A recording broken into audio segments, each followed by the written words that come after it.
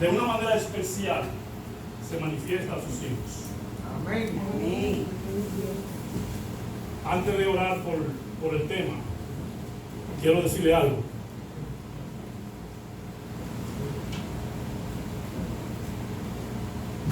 Estoy preparado para que duremos una semana aquí predicándole. Pero no se vayan a asustar. Que nosotros cuando empieza la tripa a picarnos, empezamos a desesperarnos y queremos irnos.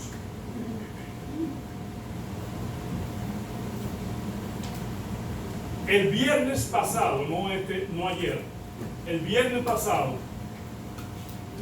recibí un correo electrónico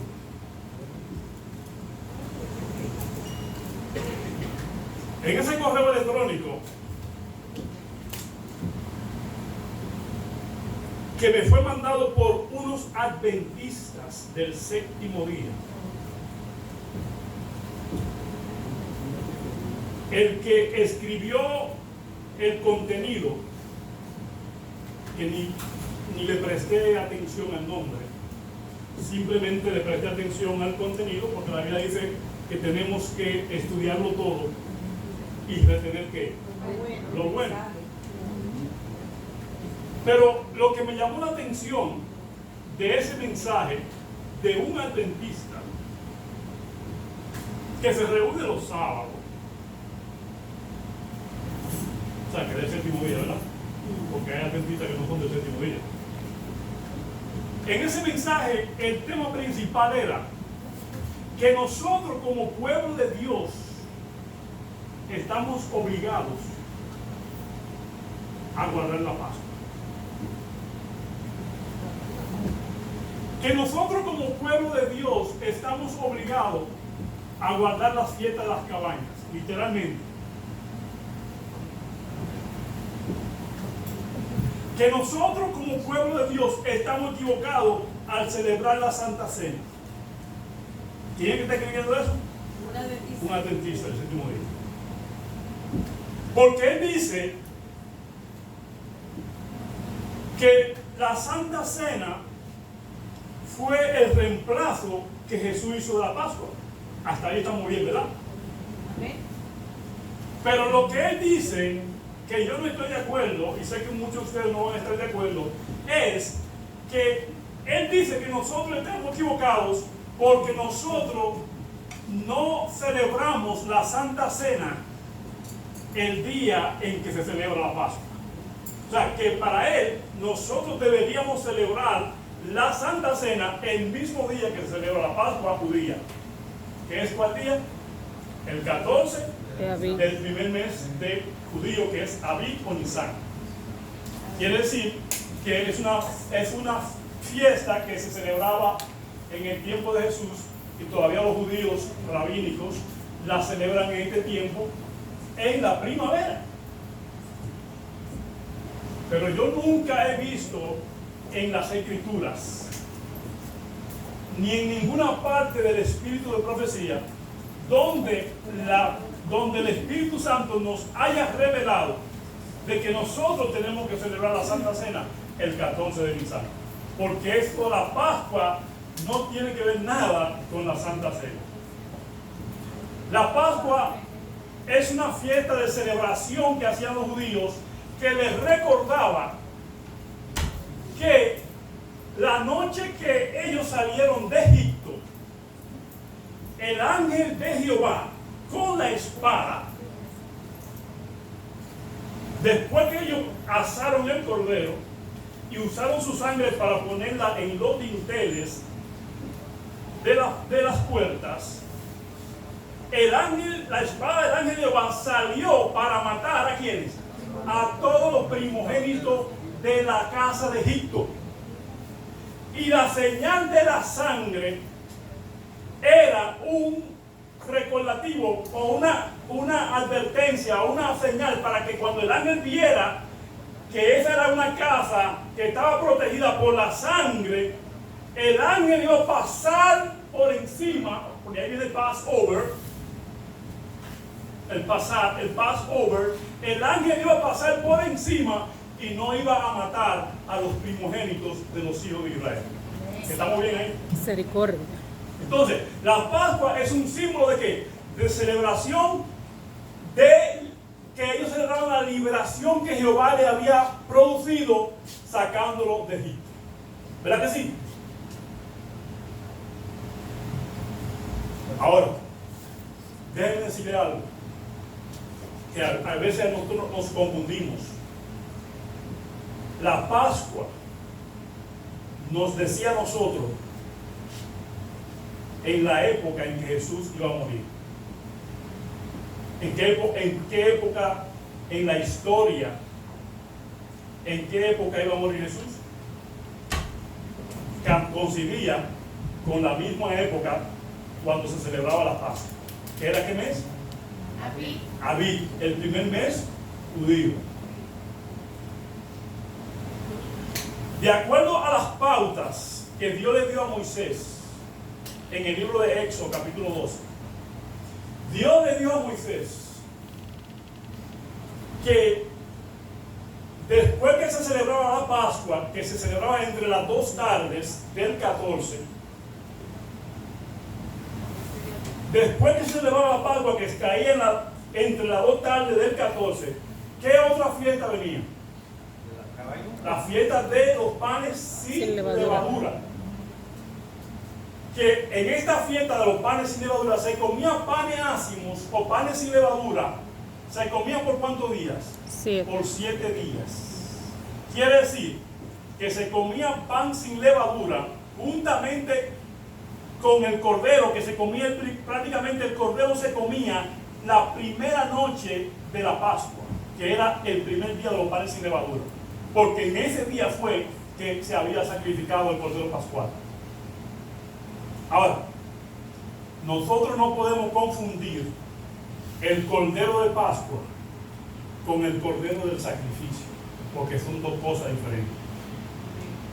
El cordero de Pascua no es lo mismo que el cordero del sacrificio, porque el cordero de Pascua, las especificaciones que Dios le dio a Moisés fue que le dijo: dile a toda la congregación de los hijos de Israel, a toda la congregación, que se reúnan por familia, por familias, y que cada familia escogiera ¿qué?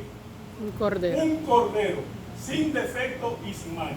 Es cierto que ese cordero representa a Jesús, eso no hay que dudarlo. Que cada familia escogiera un cordero sin mancha y sin defecto. ¿Qué día tenía que cada familia escoger ese cordero? De acuerdo a la ley, a las reglas, era el día 10 del mes de Abib. ¿Correcto? Se guardaba ese cordero hasta el 14. Y ese cordero, cada familia lo sacrificaba entre las 2 tardes. Cada familia, de acuerdo al número de la familia, se cogía el cordero. Si era una familia grande, se cogía un cordero más grande. Si era una familia pequeña, se cogía un cordero más pequeño. Pero esa sangre que ellos, de ese cordero, esa sangre de ese cordero que ellos sacrificaban entre las 2 tardes, cada familia, no era el sacerdote, no se vayan a confundir, no era el sacerdote que sacrificaba el cordero pascual, era cada familia. ¿Por qué era cada familia? Porque cada familia tenía que proteger a su primogénito. Cada familia tenía que proteger a su primogénito. Eso tiene un significado. ¿Cuál es el significado? Bien, bonito.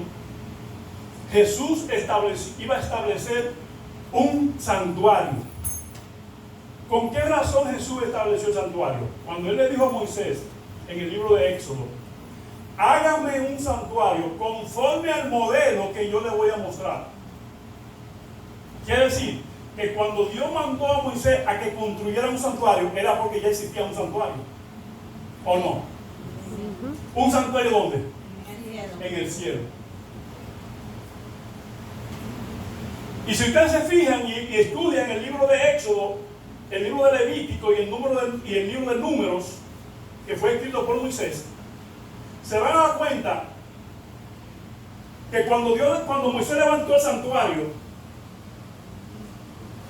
Moisés lo hizo de acuerdo a lo que Dios le dijo. con todas las especificaciones. Cada cosa tenía un detalle. Dios le dijo, hágame un santuario, que tal como ustedes lo pueden ver. Esta parte que estaba aquí era la parte del este. El otro lado, donde estaba después del lugar santísimo, en la otra parte de atrás, ustedes ven todas esas cabañas que estaban aquí, todas esas tiendas, eso en el desierto. Ese era el occidente.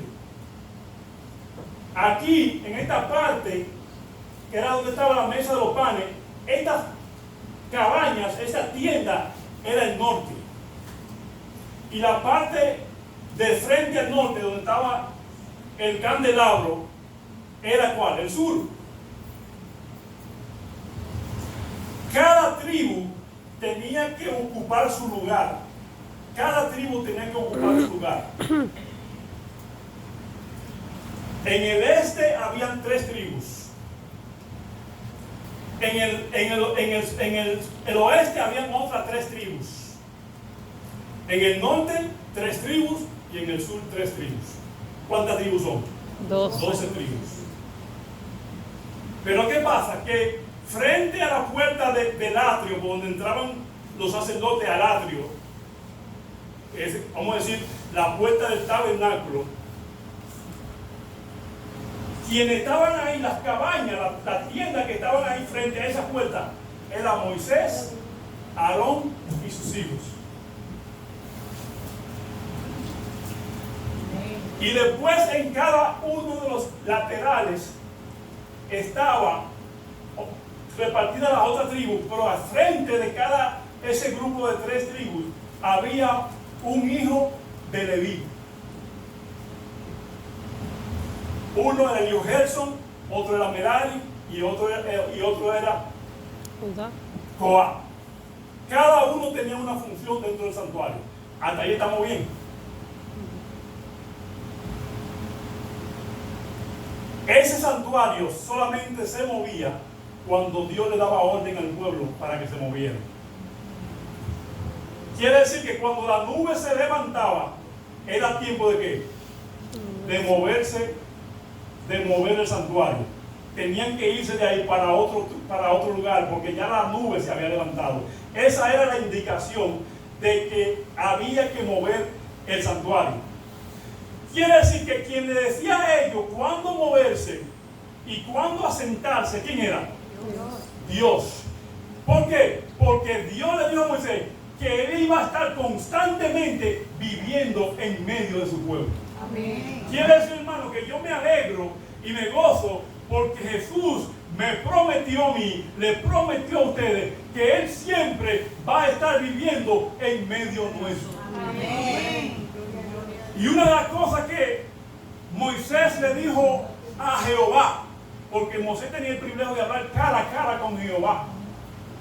Cuando Jehová le dijo a Moisés, vete con ese pueblo, que yo voy a enviar mi ángel delante de ti. ¿Qué le dijo Moisés? No me digas que me vaya, porque yo no me voy si tú no me prometes que tu presencia va a estar en medio mío. Hermana, yo le digo a usted que no se mueva nunca de su posición hasta que Jehová le diga a usted, muévase. Amén. Porque vendrán muchos vientos de doctrinas para confundirlos, para engañarlos. Pero si usted no está seguro, porque la palabra de Dios le ha dicho a usted, muévase, no se mueva. Porque la palabra de Dios es veraz. Y la palabra de Dios está para guiar a su pueblo. Cuando Jesús resucitó, que voy a entrar ahí, cuando Jesús resucitó, los discípulos estaban chasqueados, ¿sí o no? Estaban chasqueados todos, confundidos, tristes. Y después que Jesús resucitó, se encontró con 2 discípulos camino a ¿dónde? Camino a Emaús. ¿Y de qué están hablando ellos? del chasco que tenían, cómo Jesús de Nazaret había sido muerto y cómo sus esperanzas habían sido frustradas. Mas Jesús le dijo a esos dos discípulos: ¿qué cosas son estas que ustedes están hablando? Y dice Lucas que Jesús, empezando desde Moisés y siguiendo por todos los profetas, le enseñaban o le enseñaba a ellos que todas las escrituras hablan de quién, de Cristo Jesús. En otras palabras, todo lo que está ahí en ese santuario, ¿de quién habla? De Jesús. De Cristo Jesús. Su sacrificio. Y el tema que yo les traigo en esta mañana, esta tarde, no sé si tarde ya, y casi tarde. Yo me olvido del tiempo. 12:15. Ustedes también olvídense. El tema que yo les traigo a ustedes es de suma importancia para nuestra salvación. Gloria a Dios. Gloria a Dios. Porque la hermana Carmen leyó lo que fuera nuestra lectura bíblica en el libro de Gálatas, capítulo 4, versículo 4. Gálatas, capítulo 4, versículo 4. Dice: pero cuando vino el cumplimiento del siglo o del tiempo, Dios envió a su Hijo, nacido de mujer. ¿Cuál fue la promesa que Dios le dio a Adán y Eva cuando lo sacó del Edén? ¿Cuál fue la promesa que le dio? Que iba a enviar la simiente. ¿Sí o no? ¿Y de quién la simiente era quién? El hijo de la mujer.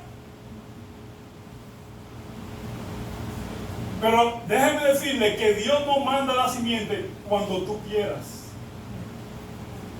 Dios no manda la simiente cuando yo quiera.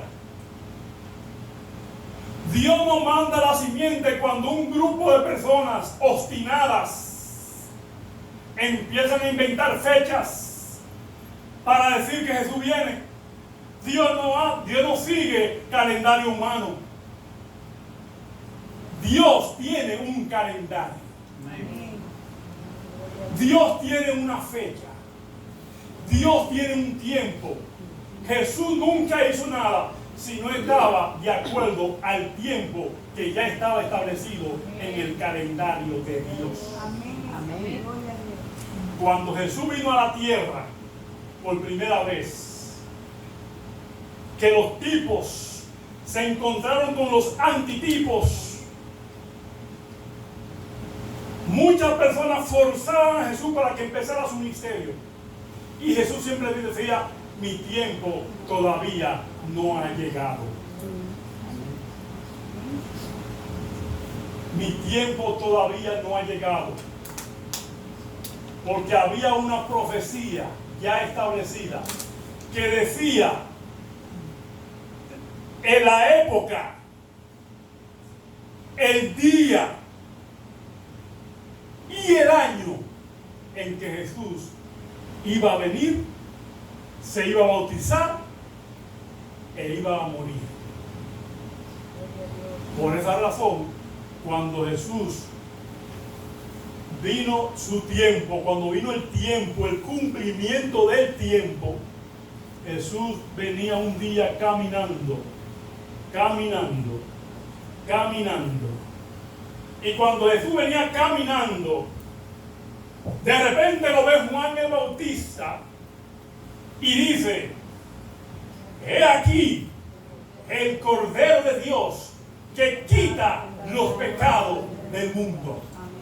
Jesús empezó su ministerio con la unción del Espíritu Santo cuando tenía 27 años. ¿Cuánto? 27. Cuando tenía 27 años, Jesús fue ungido de acuerdo a la profecía de las 70 semanas de años.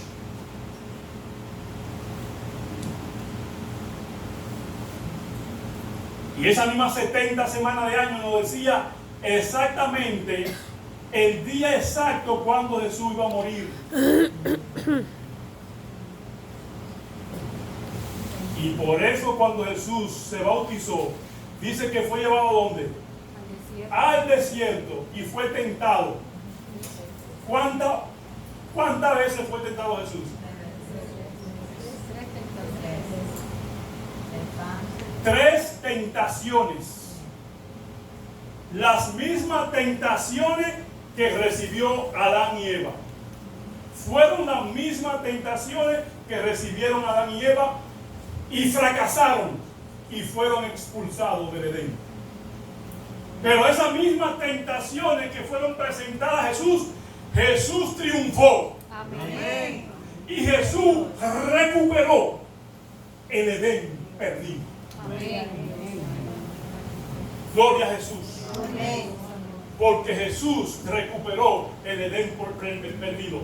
Y por esa razón, cuando Jesús venció esas 3 tentaciones, Jesús entonces comenzó su ministerio diciendo, ¿cuáles fueron las primeras palabras que Jesús dijo cuando empezó su ministerio? ¿Quién me puede decir? Las primeras palabras que Jesús dijo cuando comenzó su ministerio, ¿esto?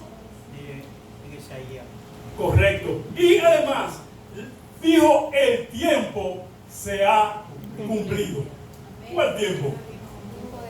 El tiempo que Dios había establecido. En el calendario de Dios ya era el momento cuando Jesús tenía que empezar su ministerio. El tiempo se ha cumplido. Amén.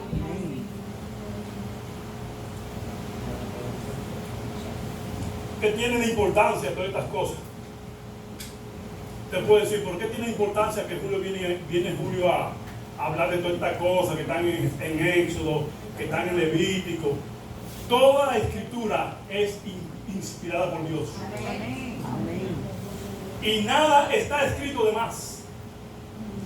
Todo tiene una enseñanza para ti y una enseñanza para mí.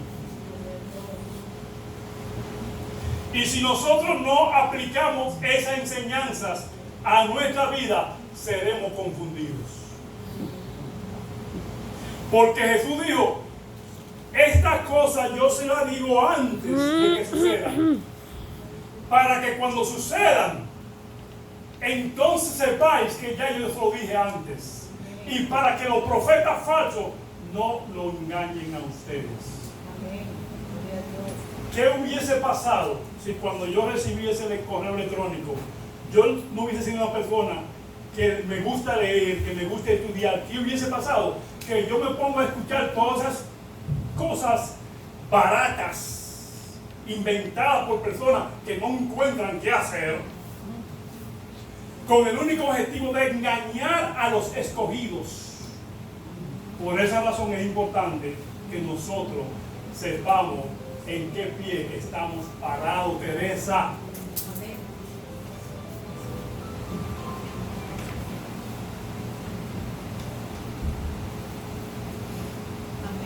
Cuando Jesús murió,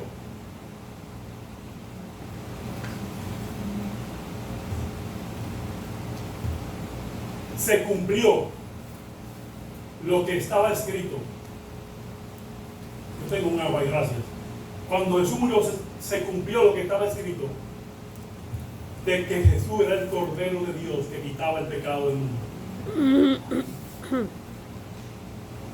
¿Por cuántos años se habían celebrado la muerte de los corderos? Miles. 40 siglos. 4.000 años desde que Adán pecó. 4.000 años desde que Adán pecó se venían celebrando los sacrificios de los corderos. Cuando Dios estableció el santuario, lo estableció. ¿Saben para qué, hermanos? Porque ese santuario que Dios estableció no fue un asunto antojadizo de Dios.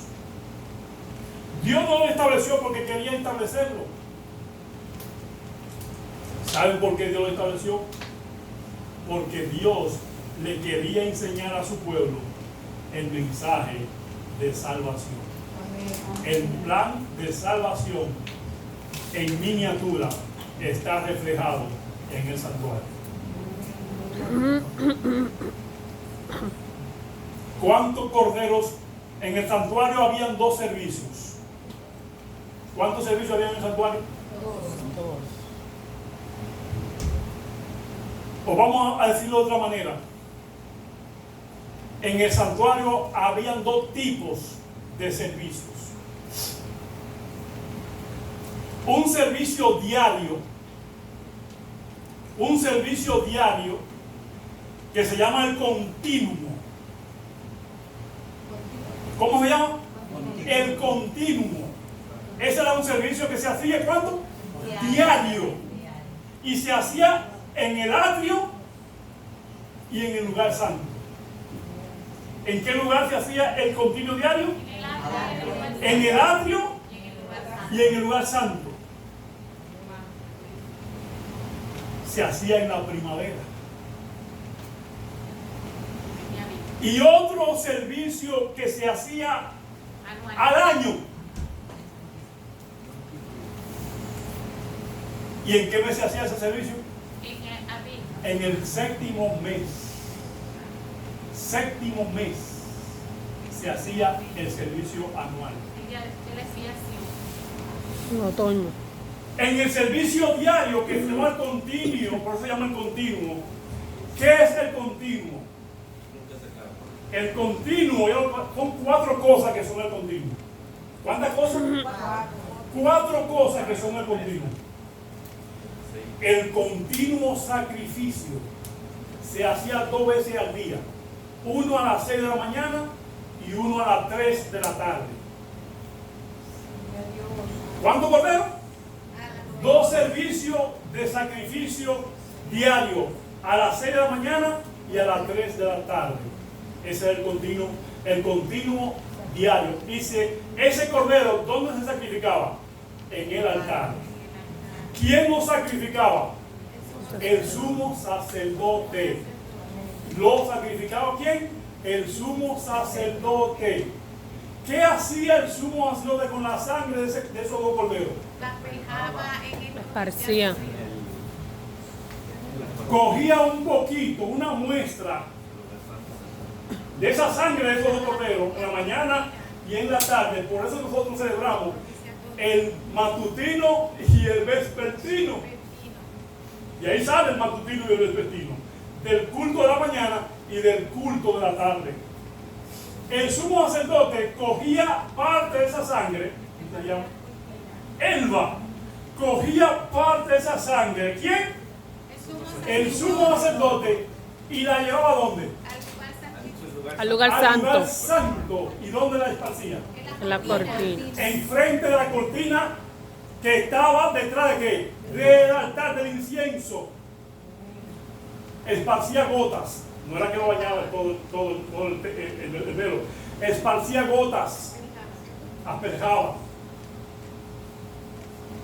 Y la otra parte, la mayoría de la parte de la sangre la derramaba en el altar del incienso, en el altar del sacrificio, afuera en el atrio.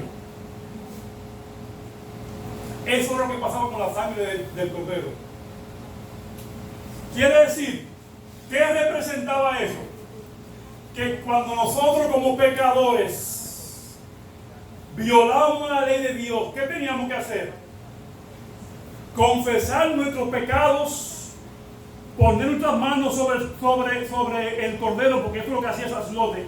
Ponía sus manos sobre el cabeza del cordero, en símbolo de que estaba confesando sus pecados, mataba al cordero y llevaba la sangre al lugar santo.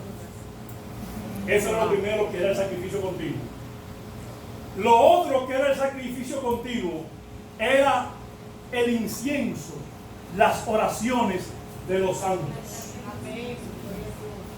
Ese era el otro sacrificio continuo, la oración de los santos. ¿Cuántas veces se ofrecía incienso? 2 veces al día, en la mañana y en la tarde, a la misma hora, en la mañana y en la tarde.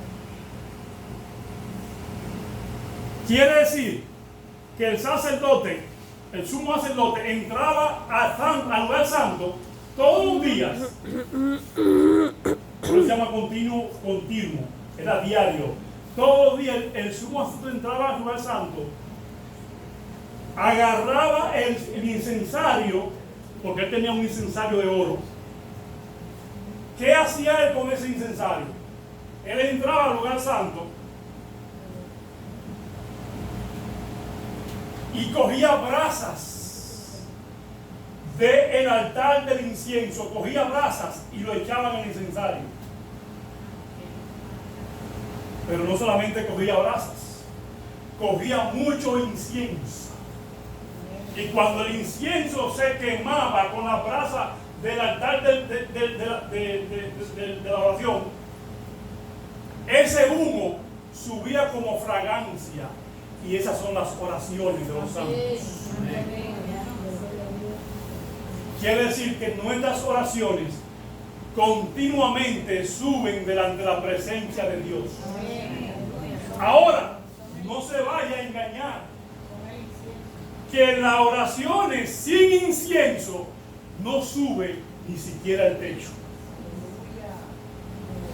Porque lo que le da mérito a las oraciones de los santos es el incienso de Jesús. Amén. Porque el incienso representa la justicia perfecta de Cristo Jesús. Amén. Que como olor fragante subía ante el Padre. Amén. Cuando nosotros oramos y no oramos dependiendo de Cristo Jesús, nuestras oraciones son vanas. Por eso es que Jesús es el autor y el consumador de nuestra salvación. Cada vez que usted ore, hermano, ¿cuándo debe orar? Diario. No cada mes. Debemos orar ¿cómo? Diario. Si puede orar 10 veces al día, María Teresa, ora. Si puede orar 50, ora. Todo lo que tú quieras ora, pero debe orar con los méritos de Jesús. Amén. Porque sin los méritos de Jesús no va para ningún lado. Amén. Por eso que cada vez que oramos tiene que ser en el nombre de Jesús. Amén. Porque ese es el nombre poderoso y en cuyo nombre se dobla toda rodilla de lo que está en el cielo y de lo que está en la tierra. Amén. Ese es el nombre glorioso de Jesús.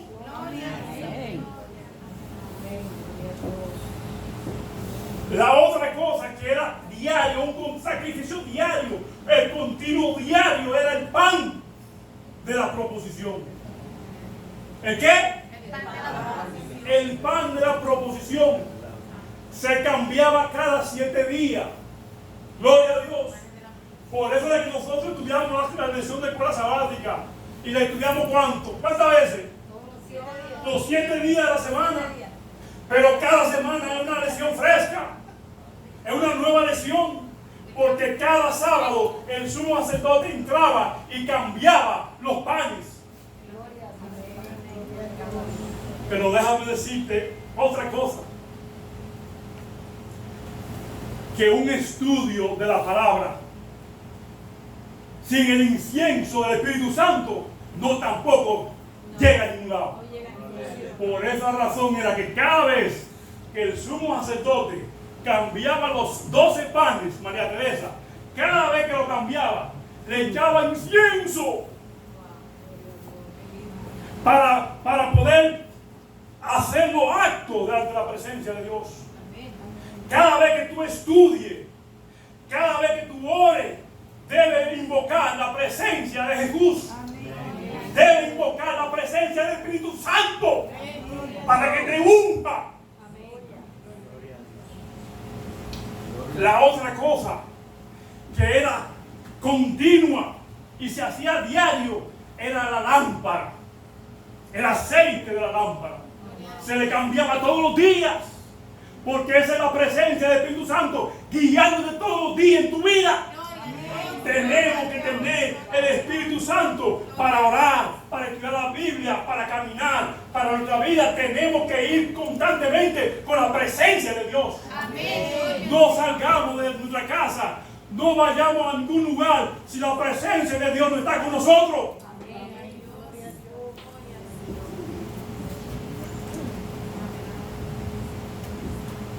El otro sacrificio que se hacía, ¿dije cuál era? El anual. Está yendo el tiempo. El anual. ¿Qué día se hacía este sacrificio? Una vez al año. ¿Cuándo? Séptimo mes. ¿Y qué día era el día de expiación? El séptimo mes. El séptimo mes. Italí, el séptimo mes, el mes de Timri. Abib era el primero. El séptimo mes, el mes de Timri, se llama. El séptimo mes. El primer mes era Abib. Nisan, que es lo mismo. El séptimo mes se celebraba en otoño. El 10 días del mes se celebraba el día de la expiación. Y ese día de expiación, cada alma tenía que afligirse delante de la presencia de Dios. Porque si no se afligía, Morían. era cortada del pueblo. Pero antes de que llegara ese día, había otro día grande y glorioso. Era el primer día del séptimo mes. Hilda se llamaba el día de las trompetas. El día de las trompetas. El primer día del mes de séptimo, el mes Timri. Se tocaban 10 trompetazos.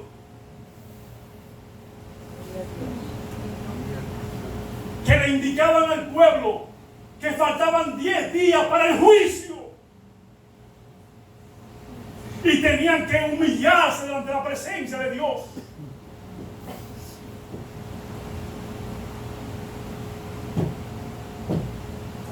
Pero la otra fiesta, que es poderosa, porque todas las fiestas son poderosas, María Teresa, todas, porque todas representan a Jesús.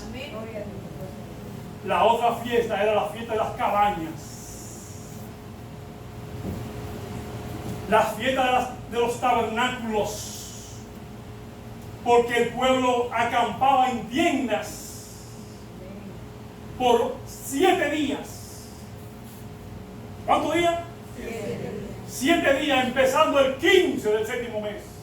Empezaban a morar en tiendas, con palmas por todas partes, laureles por todas partes. Era una fiesta de celebración. 7 días se celebraba la fiesta de la cabaña. El 15, el 16, el 17, el 18, el 19, el 20 y el 21. 7 días. Pero había otro día que era el más glorioso.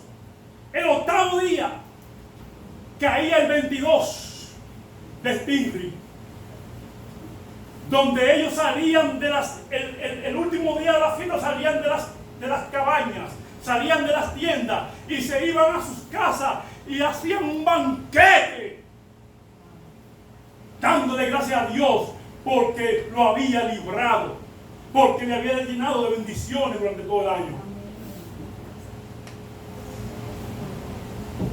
Y voy a terminar, porque me emociono. Y cuando me